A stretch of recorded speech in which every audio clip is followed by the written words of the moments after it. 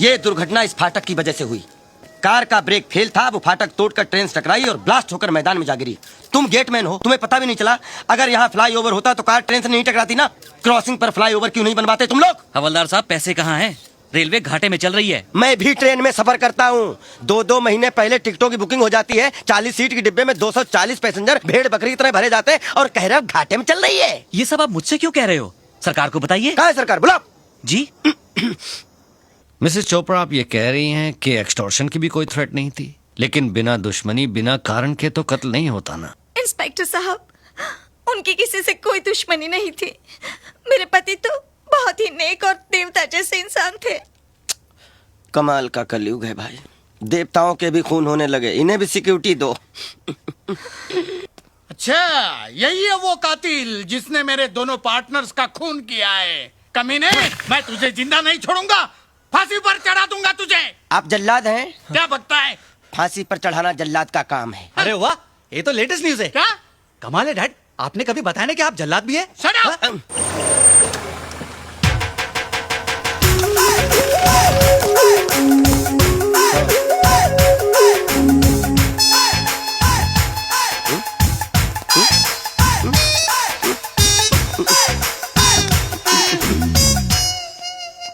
सरदार जी तो पूरा पटियाला लेकर आ गए।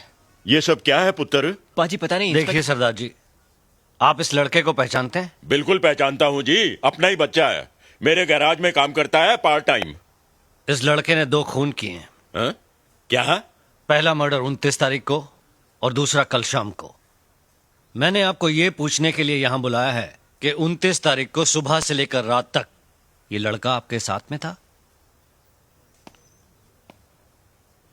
क्या सोच रहे हैं सरदार जी? मैं तो ये सोच रहा हूँ कि सरकार ने आप में कौन सी काबिलियत देखकर आपको ये वर्दी दी है। सरदार जी, आप जरा इस बच्चे को गौर से देखिए। क्या आपको लगता है कि इसने कोई मर्डर किया होगा? सरदार जी, आप मुझे सीधे सीधे ये बताइए कि 29 तारीख को ये लड़का कहाँ था? मेरे काम पर।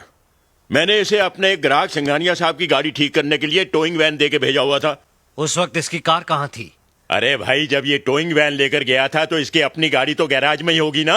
और सर, जो आपने कल शाम के मर्डर की बात कही है, तो कल शाम को 7 बजे से लेकर 1 बजे तक तो हम सब राज के साथ ही थे, क्लब 24/7 में। और सर, हम क्लब के मैनेजर को भी अपने साथ लाए। अगर आप चाहें तो आप उनसे भी पूछ सकते हैं। यस सर, कल शाम से रात तक ये मेरे ही क्लब में था। अब आप कैसे कह सकते हैं कि दोनों खून राज नहीं किए हैं? साहब, मधुमक्खियों के छत्ते में हाथ मत दीजिए, मुझे तो बहुत डर लग रहा है। अपने पास जितने सबूत नहीं है उससे ज्यादा तो इसके पास गवाह है। शराब। इंस्पेक्टर साहब, आपका हुक्म हो तो हम इसे ले जाएं।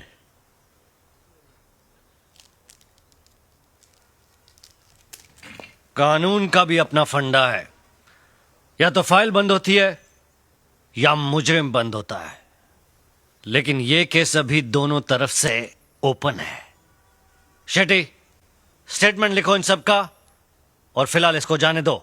लाइन में बाहर जाना। ये क्या है इंस्पेक्टर? किसी का भी खून कर देता है, किसी को भी मार देता है वो।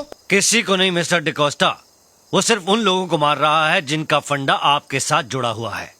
मिस्टर सक्सेना, मिस्टर चोपड़ा दोनों आपके पार्टनर थे और इन्वेस्टिगेशन से ये पता चला है कि इंस्पेक्टर संजय शर्मा का भी आपके साथ पुराना कनेक्शन था। ये तो लेटेस्ट न्यूज है। इसका मतलब चौथा नंबर डैड का है। Shut up!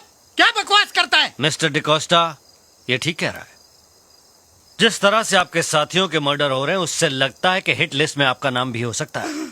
इसलिए मैं तो ये कहूंगा कि आप पुलिस प्रोटेक्शन ले लें। हाँ, ले लीजिए डिकोस्टा साहब, वरना बेमौत मारे जाएंगे।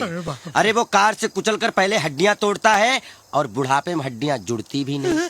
अरे ऐसी मौत मारता है कि देखने वाले की रूह कांप जाती है। नहीं नहीं इंस्पेक्टर साहब, आप मेरे डैड को बचा लीजिए प्लीज। इनके सिवा मेरा कोई भी नहीं है। डैड, आप मेरे को छोड़ के मत जाना, मैं अनाथ हो जाऊंगा। Dad please, I will be N orphan child. Shut up! अभी मैं जिंदा हूँ ना।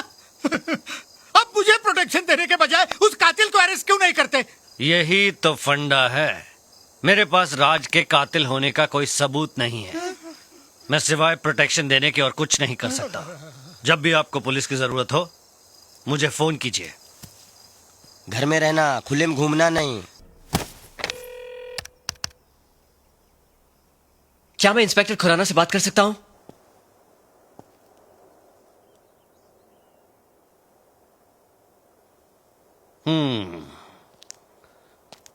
तो जब तुम यहां पहुंचे तो ये कार पहले से यहां मौजूद थी।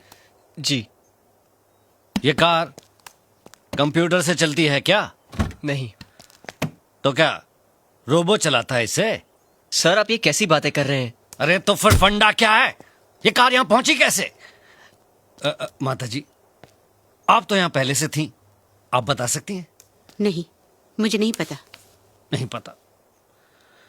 जब तुम कार के चोरी होने की कंप्लेन मुझे लिखवा रहे थे, उसी समय इस कार से किसी ने एंथनी डिकोस्टा को टेलीफोन बूथ समेत उड़ा दिया और फिर ये एक वफादार कुत्ते की तरह अपने मालिक के घर पहुंच गई।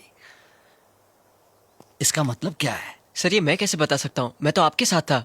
मैं बताऊं रियल फंडा क्या है? तुम ये कार किसी और को देकर उससे मर्डर करवाते हो। ये आप कैसे कह सकते हैं, जबकि आपके पास मेरे पोते के खिलाफ कोई सबूत ही नहीं है? और अगर कोई बोल दे कि इस कार ने वो एक्सीडेंट किया है तो आप मान लेंगे? चलिए मैं बोलती हूँ कि वो चारों मर्डर आपके जीप ने किए हैं। ये क्या फिजूल की बात कर रही हैं आप? फिजूल की बात कर रही हूँ मैं? आपका कहना है कि इस कार ने टेलीफोन बूथ उड़ाया है, तो देखिए कहीं एक स्क्रैच, एक खरोच नजर आता है आपको? जबकि एक ट्रक भी टेलीफोन बूथ उड़ाएगा तो उस ट्रक के भी अंजर पंजर ढीले हो जाएंगे। इतने बड़े ऑफिसर हैं आप, आपका दिमाग इतना भी नहीं चलता? कब से फंडा फंडा किए जा रहे? एक तो मेरे पोते ने खुद आपको फोन करके बुलाया, उल्टा आप उसी पर इल्जाम लगा रहे। अब तो मैं इस कार को लेकर कमिश्नर के पास जाऊंगी और उन्हीं से पूछूंगी कि आपको ये कार टेलीफोन बूथ से टकराई हुई लगती है। आप कमिश्नर के पास जाएंगी? जरूरत पड़े तो होम मिनिस्टर तक पहुंचूंगी मैं। सर, अब हमें लगता है हमारा अंतिम समय आ गया है। इसके पहले माताजी होम मिनिस्टर को अपने होम पे बुला लें और हमारा होम खतरे में आ जाए, हमें अपने होम के लिए निकल लेना चाहिए sir. Shut up! Sir, Shut up! Sir.